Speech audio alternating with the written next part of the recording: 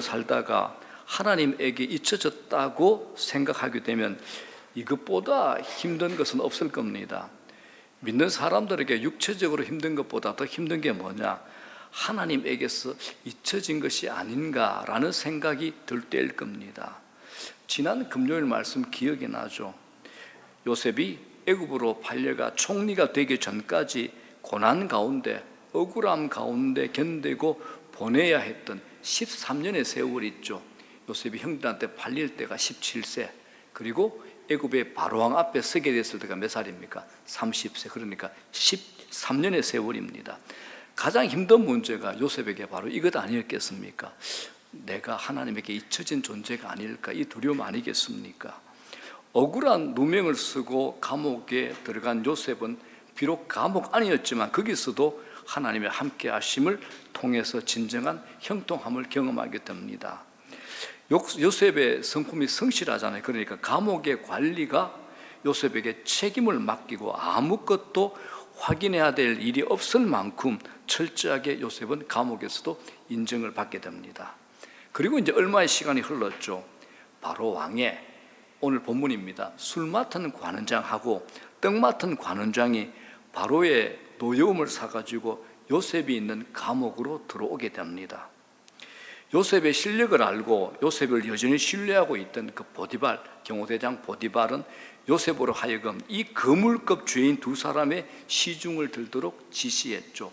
고대에서 이제 술과 떡, 먹을 것을 통해서 고대의 왕을 암살할 수 있는 최고의 수단과 도구가 됐잖아요. 그렇기 때문에 술 맡은 관원장, 떡 맡은 관원장은 아주 거물급입니다. 정말 신뢰할 수 있는 부하에게 왕이 맡기죠. 그리고 이 부하는 막강한 권력을 누리고 있었던 겁니다. 요셉이 이 두 사람의 시중을 들기 시작한 지 며칠이 딱 지난 후에 그들 두 사람이 각각 같은 밤에 꿈을 꾸었습니다. 요셉의 이야기에서 중요한 역할을 하는 게 꿈이죠.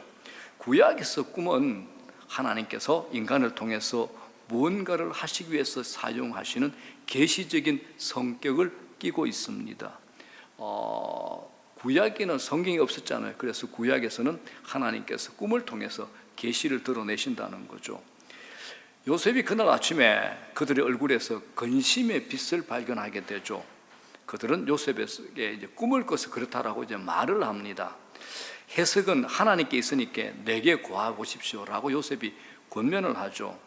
먼저 술 맡은 관원장이 요셉에게 이렇게 얘기합니다. 꿈에서 새 포도나무를 봤다. 그 나무에 새 가지가 있다. 싹이 나고 꽃이 피었는데 포도송이가 익은 것을 봤다라고 꿈 얘기를 합니다. 그리고 그는 자기 손에 있던 바로의 잔에 포도를 따가지고 즙을 만들어서 그 잔을 바로에게 드리죠. 요셉은 이제 이 꿈을 이렇게 해석을 합니다. 이 세 가지가 뭐냐? 사흘을 의미합니다. 사흘 안에 바로 왕이 술 맡은 관원장 당신의 복직을 전에 있던 그 직을 회복시켜 줄 것입니다 라고 꿈을 이렇게 해석을 했습니다. 그 얘기를 듣고 있던 옆에 있던 떡 맡은 관원장이, 떡 굽는 관원장이 이 좋은 꿈의 해석을 듣고 자기도 기대감을 가지고 자기가 꾼 꿈을 요셉에게 얘기를 합니다. 그는 꿈에서 흰 떡 세 광주리가 자기 머리 위에 있는 것을 봤습니다.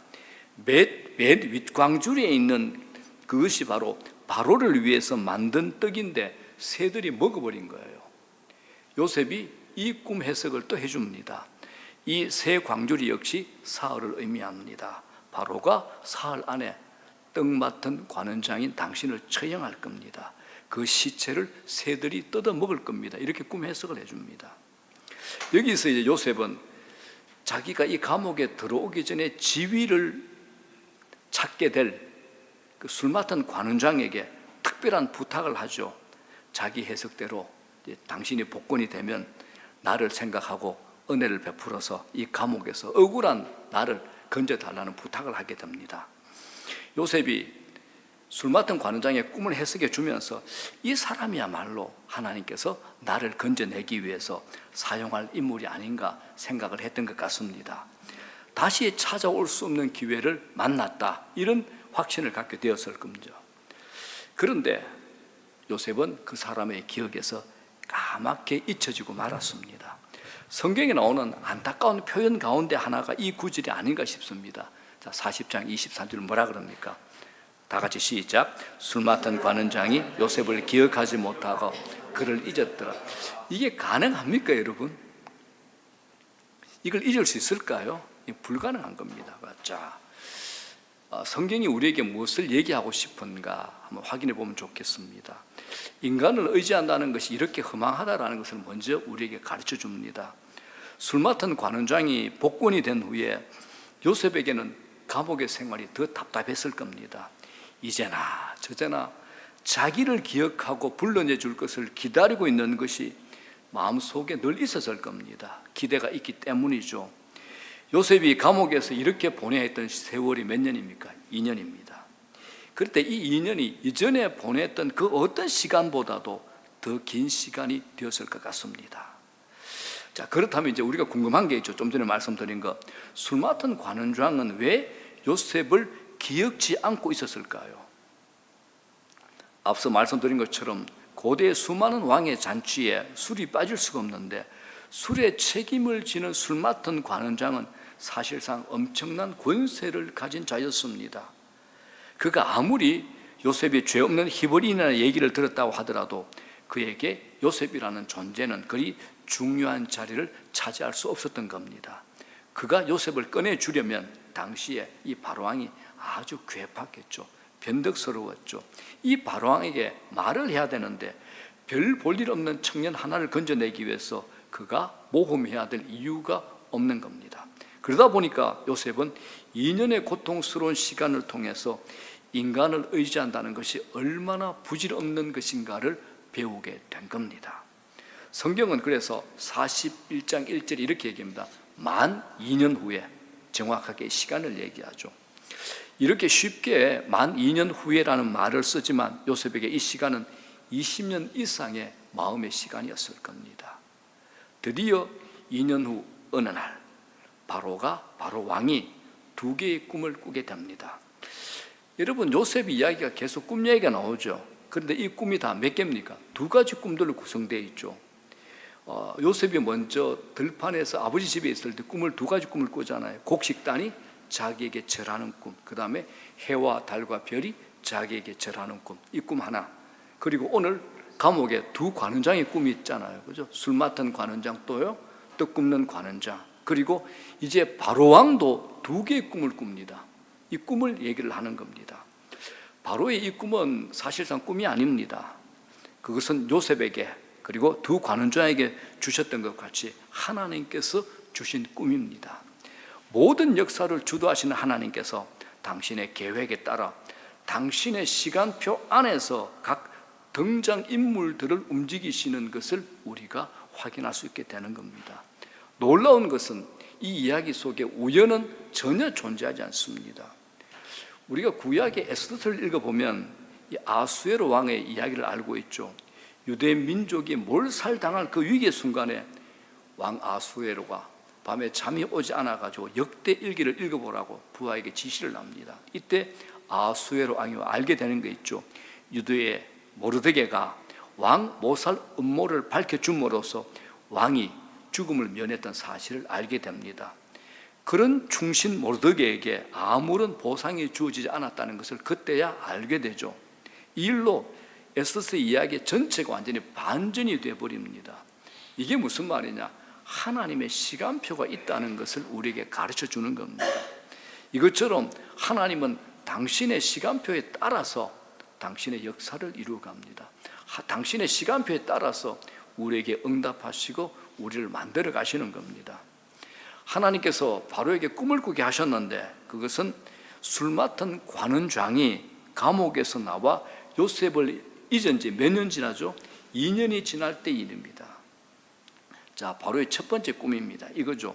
바로 왕이 나일 강가에 딱 서 있는데 아름답고 살찐 7 암소가 강가에서 올라와서 갈대밭에서 뜯어먹고 있는데 뒤에서 흉악하고 파리한 다른 7 암소가 강에서 올라와 앞에 있는 살찌고 아름다운 7 암소들을 잡아먹는 이 꿈을 꾸게 된 겁니다.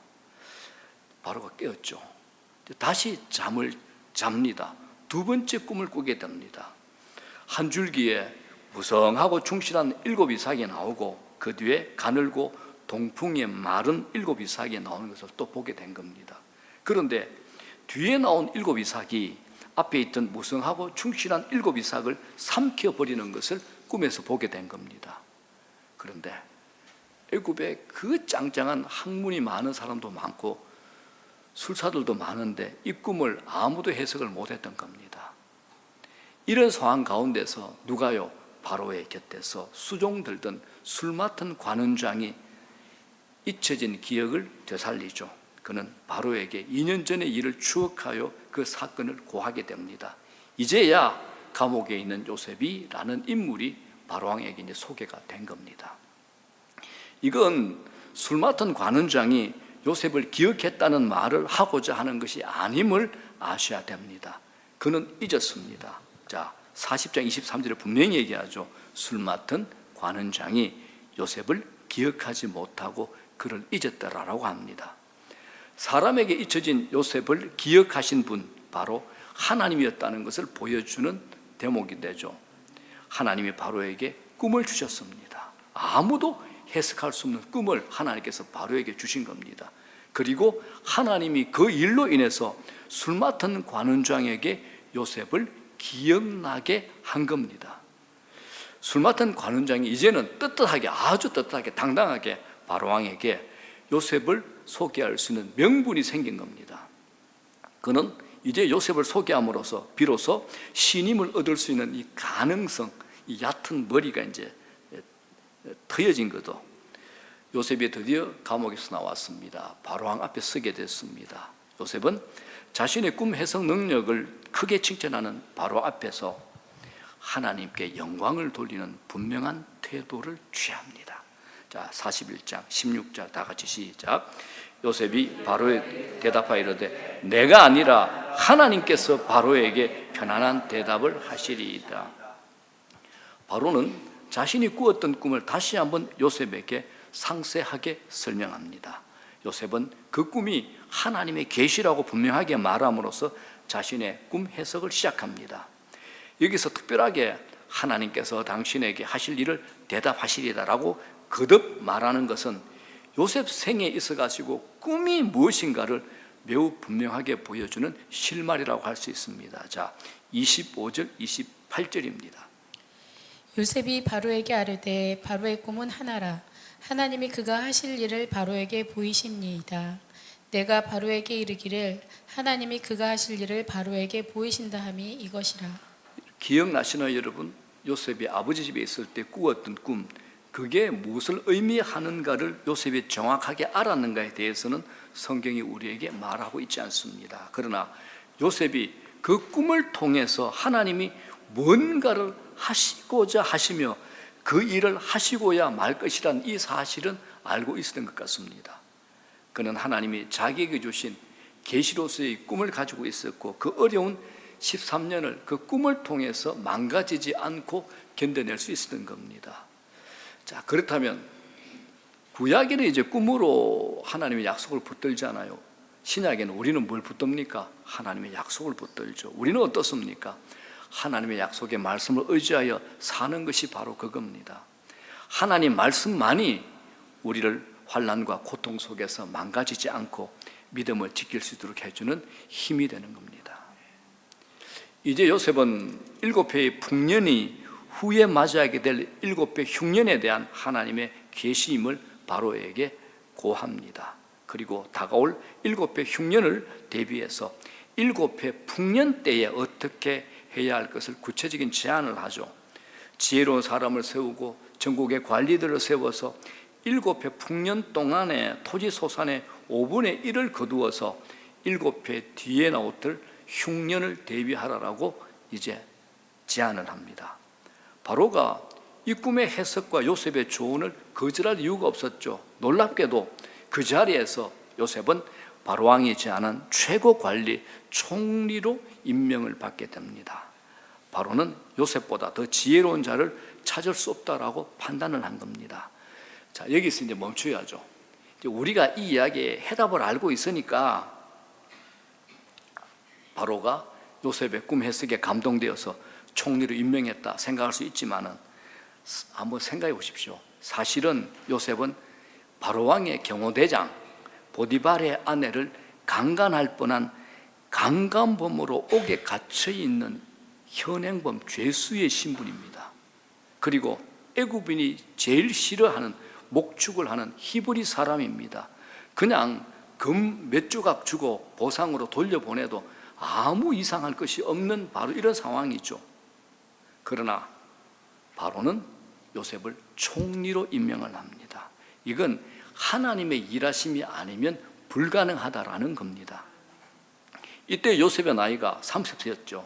성경은 특별히 그의 나이까지 우리에게 지적을 해주고 기록으로 남깁니다. 요셉이 관리로 중용될 수 있는 적합한 나이였다라고 성경이 우리에게 가르쳐주고 있는 겁니다. 하나님은 요셉이 총리가 될 그 합당한 나이가 되기까지 술 맡은 관원장의 기억 속에서 요셉을 사라지게 했던 겁니다. 요셉이 그저 감옥에 나오는 것이 목적이었다면 이야기가 달라지지만 하나님의 계획이 뭡니까? 그를 총리로 세우는 겁니다. 하나님의 계획이 이루어지도록 하기 위해서는 요셉의 적합한 나이가 차이기까지 2년이라는 세월을 더 기다리도록 하나님께서 하신 겁니다. 자, 여러분, 이 일에 대해서 주도권을 가지고 일하신 분이 누구십니까? 하나님이죠.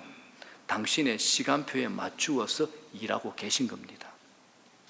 바로왕이 요셉에게 모든 명예와 영광을 다 줍니다. 제국의 왕인 바로가 요셉에게 엄청난 말을 한 것이 있죠. 40절에 뭐라 그럽니까? 내가 너보다 높은 것은 내 왕좌뿐이니라 라고 얘기합니다. 이 말은 조금 전까지만 해도 누굽니까? 죄수였죠. 종이었죠. 이 요셉에게, 이런 요셉에게 얼마나 감당할 수 없는 높아짐이겠습니까? 전에는 바로왕의 시위대장 보디발의 집을 관리하는 자였지만 이제는 바로의 집, 제국 전체를 통치하고 관리하는 자로 바뀌었습니다. 자, 40절 다시 한번 다 같이 시작. 너는 내 집을 다스리라. 내 백성이 다 네 명령에 복종하리니. 바로가 자기의 인장 반지를 빼가지고 요셉의 손에 끼워줍니다. 죄수의 옷을 벗기고 세마포 옷을 입혀줍니다. 신분을 상징하듯이 금사슬을 목에 걸어주죠. 그리고 자기의 버금수레가 있습니다. 즉 바로왕 외에는 제국의 2인자만이 탈 수 있는 수레에 요셉을 태워가지고 국민들이 그 앞에, 애굽의 전체 국민들이 요셉 앞에 무릎을 꿇게 만들었습니다. 바로가 요셉에게 준 것은, 그 정권은 그야말로 백성들을 죽이고 살릴 수 있는 권세입니다. 세계사의 유례를 찾아볼 수 없는 초고속 성진 한 사람이 누굽니까? 바로 요셉입니다. 이걸 누가 했다는 겁니까? 누가 한 겁니까? 바로도 아닙니다. 요셉을 기억해 준 바로의 술 맡은 관원장이 아니라 하나님이 하신 겁니다. 하나님이죠. 총리로서 애굽을 통치하기 시작한 요셉은 7년의 풍년 시간에 곡식을 거두어서 각 성마다 비축을 합니다. 그 식량이 얼마나 많았던지 바다 모래같이 많이 셀 수가 없어 세기를 거쳐야 할 만큼 다가올 흉년을 잘 대비했던 겁니다. 이제 드디어 7년 풍년이 끝나고 7년 흉년이 시작됩니다. 주변의 나라들은 다 곡식이 없어서 신음을 하는데 애굽 온 땅에는 식량이 흘러 넘쳤던 겁니다. 급기야 기근이 심해지며 각국의 백성들이 식물을 얻기 위해서 애굽의 요셉 앞에 서야 하는 상황이 되었습니다. 이건 이제 곧 자기를 팔아먹은 형들이 동생 요셉 앞에 서게 될 날이 가까이 왔다는 것을 암시하죠. 성경은 이 가운데서 요셉이 결혼을 하게 되었고 두 아들을 낳게 되었다는 기사도 우리에게 전해줍니다. 이 두 아들의 이야기를 기록하는 의도가 분명히 있습니다. 두 아들의 이름을 요셉이 지어주는 것을 통해서 요셉의 신앙이 어떠한가를 우리에게 드러내주는 겁니다. 첫째 이름이 뭐죠? 므낫세라는 이름을 지어줍니다. 므낫세가 무슨 말이냐? 잊어버리다라는 단어에서 나온 말입니다. 자, 51절입니다. 요셉이 그의 장남의 이름을 므낫세라 하였으니 하나님이 내게 내 모든 고난과 내 아버지의 온 집 일을 잊어버리게 하셨다 하며. 므낫세 뜻을 알겠죠? 하나님이 내게 내 모든 고난과 내 아버지의 온 집 일을 잊어버리게 하셨다. 이게 첫째 아들 이름 므낫세의 의미입니다.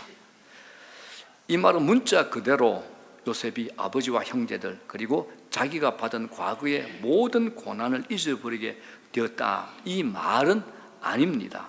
하나님께서 자기가 받은 고난과 그 상처를 치유해 주셨다, 이 의미를 가지고 있는 겁니다. 하나님이 만일 그의 고난과 상처들을 치유해 주지 않으셨다면 그는 결코 후에 형들을 그런 모습으로 대할 수 없었을 겁니다. 그러나 하나님은 요셉의 상한 상처를 치유해 주시는 은혜를 허락하신 겁니다. 자, 둘째 아들의 이름이 뭡니까? 므낫세와 에브라임이죠. 에브라임은 번성하게 되었다라는 의미를 가지고 있습니다. 그 이름을 준 배경도 이렇게 설명하고 있습니다. 52절 다 같이 시작. 차남의 이름을 에브라임이라 하였으니 하나님이 나를 내가 수고한 땅에서 번성하게 하셨다 함이었더라. 저도 우리 교회 이 설교 준비하면서 많은 분들이 이런 인생을 좀 살면 좋겠습니다. 지금 힘드신 분들이 므낫세의 시간을 지나서 에브라임의 시간을 좀 맞이하면 좋겠습니다. 요셉은 이전에 보디발의 집에서 그리고 감옥에서 충성스럽게 일을 했는데 아무런 결과물을 얻지 못했죠. 그러나 이제 하나님께서 요셉에게 이전의 것까지 다 합쳐가지고 풍성한 결과를 허락해 주신다는 고백입니다. 그러므로 여러분, 우리의 지금의 힘듦, 지금의 아무것도 되지 않는 것 같은 그런 멈춤, 지금의 고난에 낙심하지 맙시다. 지난 아픔까지 합쳐서 풍성한 결과를 허락하시는 하나님을 신뢰하는 겁니다. 자, 이 두 아들의 이름을 지어주는 요셉의 신앙에서 관찰할 수 있는 또 한 가지가 있습니다. 주어가 하나님이라는 겁니다. 하나님이 주어로 등장합니다. 이게 얼마나 중요한지 모릅니다. 하나님이 자기 과거를 잊게 하셨다, 과거의 상처를 치유해 주셨다는 그 고백과 함께 자기에게 이런 풍성한 결과를 주신 분도 하나님이다라는 신앙의 고백이 있습니다. 요셉의 머리와 가슴 속에 살아있는 것은 바로 하나님의 주권과 섭리에 대한 신앙이다라고 우리가 볼 수 있습니다. 요셉은 지난 세월을 바라보면서 당시에는 알 수 없었지만은 이제는 희미하게나마 알고 깨닫게 된 게 있습니다. 하나님께서 왜 어린 시절에 내게 그 두 개의 꿈을 꾸게 하셨을까? 하나님께서 왜 나를 형들에게 팔려서 애굽으로 오게 하셨을까? 하나님께서 왜 나를 보디발의 집에서 높이시다가 억울한 누명으로 감옥에 갇히게 하셨을까? 하나님께서 왜 나를 바로의 두 관원장을 내가 있는 감옥에 넣으셨다가 한 사람을 다시 복권하게 하셨을까? 하나님께서 왜 술 맡은 관원장으로 2년 동안이나 나를 잊어버리도록 허용하셨을까라는 겁니다. 이런 모든 질문들은 당시에는 말할 수 없는 괴로움으로 견뎌내야 했던 시간들이었지만 이제 요셉은 알게 된 겁니다. 자, 여러분, 우리들은 어떻습니까? 이거 우리에게 적용해 봐야죠. 지난 시간들은 암흑과 같은 시간들이었지만 지금 알게 된 것이 무엇입니까? 우리는 지나온 과거의 모든 사건들을 요셉과 같이 하나님께서 주도적으로 행하신 사건들이었다라고 고백할 수 있겠습니까? 주마등같이 지나가는 그 모든 여러분의 과거의 사건들, 시간들을 기억해 보십시오. 그리고 고백하십시오. 그 모든 상처들을 주께서 치유해 주셨듯이, 잊게 해 주셨듯이 이제 풍성한 은혜를 내게 주셨다라고 고백할 수 있는 저와 여러분 되기를 축복합니다. 자, 본문에서 여러분 어김없이 요셉은 오실 그리스도의 모습을 드러내고 있습니다. 자, 요셉은 감옥에 갇힌 죄수입니다. 다른 두 죄수인 바로의 두 관원장 사이에 위치하고 있다는 것을 보여주죠. 누가 그랬습니까? 예수님도 그러셨습니다. 예수님도 죄 없으셨지만 죄수로서 십자가에 못 박히셨고 양쪽에 다른 두 죄수가 달려 있었잖아요. 요셉이 만났던 두 죄수 중 한 사람은 구원을 얻었죠. 복권이 되었습니다. 다른 한 사람은 죽음을 당했습니다. 이와 같이 예수님의 좌우편에 달린 강도들 가운데 한 사람은 구원을 얻었지만 한 사람은 버림을 받았습니다. 요셉은 형제들에게 거절당하고 팔려서 애굽으로 오게 됐지만 결국에는 이방인의 구원자가 되는 모습을 보여줍니다. 그리스도께서도 형제들의 유대인들의 손에 팔려서 십자가에 돌아가셨지만 최고로 낮아지셨지만 결국 이로써 유대인뿐만 아니라 모든 이방인과 인류의 구세주가 되신 겁니다. 자, 이제 말씀을 정리해 보겠습니다. 하나님께서 오늘 본문을 통해서 우리에게 말씀하고 싶은 게 무엇이겠습니까? 여러분의 생각은 어떻습니까? 시간은 하나님께 속했다는 겁니다. 시간은 하나님께 속했습니다. 우리는 인생 시간표를 만드는 것을 즐겨합니다. 내 계획표에는 이제쯤에는 이런 일이 일어나야 된다, 이런 생각을 하고 기대를 합니다. 그런 일이 일어나지 않으면요, 우리는 초조해지기 시작합니다. 우리의 머릿속에는 우리의 시간표만 들어있을 뿐 하나님의 시간표는 존재하지 않습니다. 여기에 자리 잡는 것이 바로 하나님을 향한 불신의 뿌리에서 흘러나오는 초조함이 이제 따라오죠. 여러분, 우리 한번 오늘 말씀을 통해서 고백해 봅시다. 하나님이 시간의 주인이십니다. 그리고 그 시간을 이용하여 우리를 가르치고 우리를 훈련시킵니다. 시간은 사람을 의지하지 말고 하나님을 의지하는 법을 배우게 하는 하나님의 학교입니다. 시간을 살면서 우리가 이것을 배워야 됩니다. 내 시간표가 아니라 하나님의 시간표에 따라서 사는 법을 배워야 합니다. 그러면서 사람이 아니라 하나님을 의지하는 법을 배워가게 될 것입니다. 요셉은 한 번은 술 맡은 관원장을 의지하는 것 같은 인상을 우리에게 남겼습니다. 그러나 요셉은 결국 알게 되죠. 자기가 의지할 대상은 술 맡은 관원장 같은 그런 사람이 아니라 하나님이라는 사실을 알게 됩니다. 자, 우리는 이제껏 살아온 인생의 시간을 통해서 이 사실을 얼마나 믿고 살고 있습니까? 얼마나 배우셨습니까? 사람을 의지하지 않고 하나님을 의지하는 것 말입니다. 성경을 보십시오. 성경이 얼마나 많은 곳에서 이 동일한 말씀을 계속 우리에게 강조하고 있습니까? 아마도 요셉은 술 맡은 관원장이 자기를 잊어버리고 지내는 2년 동안의 기다림의 세월 동안 배운 것이 있었을 겁니다. 사람을 신뢰하고 의지하는 것에 대한 그의 환멸이 있었다면 그 환멸은 오히려 하나님의 사랑과 성실하심으로 우리의 생각과 믿음의 방향을 전환하게 만들어야 할 겁니다. 요셉이 그러했듯이 말입니다. 우리가 믿었던 사람에 대한 실망을 할 때가 자주 있습니다. 그것이 더 하나님을 신뢰하고 의지하게 만드는 계기가 되게 만들어라는 겁니다. 사람들은 우연이라는 말을 참 잘 씁니다. 뭐 인연, 우연, 뭐 그런 말 잘 쓰잖아요. 이게 신앙적인 표현은 아닌 것 같습니다. 살아계신 하나님을 믿는 사람들에게 우연이란 존재하지 않습니다. 하나님이 다스리는 이 세상에 우연이란 존재하지 않는 겁니다. 요셉의 이야기에 우연이 있습니까? 우연이 없습니다. 생각해 보십시오. 본문에 있는 하나님의 시간표를 보면 그 타이밍은 놀랍게도 정확합니다.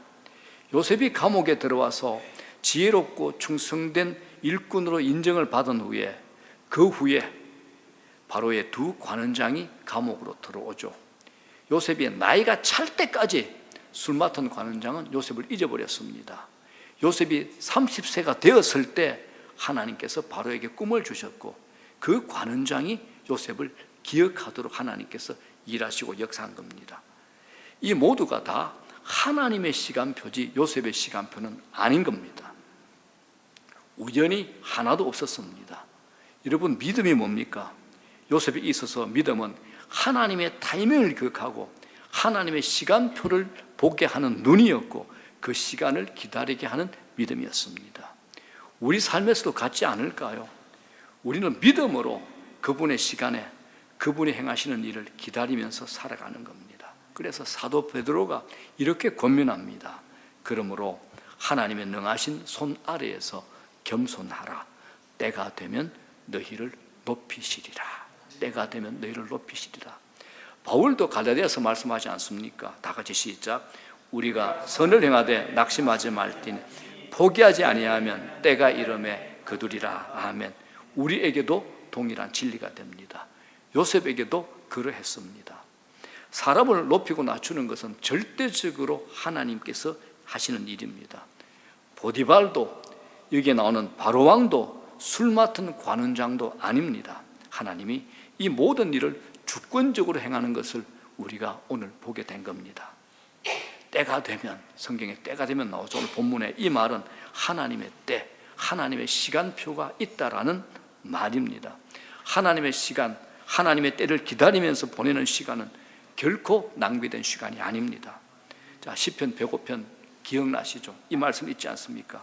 요셉을 가리키는 얘기입니다. 그의 발은 착고를 차고 그의 몸은 쇠사슬에 매였으니 19절 다 같이 시작. 곧 여호와의 말씀이 응할 때까지라 그의 말씀이 그를 단련하였다. 감옥에 있었던 수년 동안에 특별히 요셉의 기도와는 달리 잊혀져 버린 감옥의 2년의 시간은 정말 낭비된 시간처럼 느껴졌을지도 모릅니다. 하지만 결과는 그렇지 않았습니다. 하나님은 요셉의 성품을 여전히 감옥에서 다듬고 계셨던 겁니다. 오늘도 하나님께서 우리를 훈련하고 계십니다. 하나님의 시간표를 기다리는 이 시간은 결코 낭비가 아닙니다. 요셉을 인내하게 한 힘이 무엇입니까? 장래에 은혜를 베풀어 주실 하나님을 향한 신뢰요 믿음이었던 겁니다. 그는 어린 시절 꾸었던 그 꿈이 하나님이 자기에게 주신 계시임을 가지고 있었습니다. 그리고 장래에 어느 땐가는 하나님의 시간에 그 일을 이루실 것이라고 확신한 겁니다. 여러분은 하나님으로 받은 그 꿈이 있습니까? 그 약속이 있습니까? 어떻습니까? 그 꿈이 있습니까? 그 일을 이루실 하나님에 대한 신뢰가 있습니까? 이것이 요셉을 견디게 했던 겁니다. 우리도 이걸 가지셔야 되는 겁니다. 우리 모두도 그렇습니다. 오늘 우리를 모든 이런 어려움에서 견디게 만드는 게 무엇입니까? 견뎌야지, 인내해야지. 아니요. 하나님의 일하심입니다. 하나님의 시간표라는 겁니다. 사람은 잊어버리는데 하나님께서 우리에게 약속하신 것은 결단코 하나님 잊어버리지 않습니다. 이것이 이 세상을 사는 우리의 힘이요 위로가 되어야 됩니다. 자, 우리의 시간표를 내려놓고 믿음의 눈을 들어 하나님의 시간표를 다시 한번 그 시간표에 눈을 맞추는 우리 모두가 되기를 주의 이름으로 축원합니다.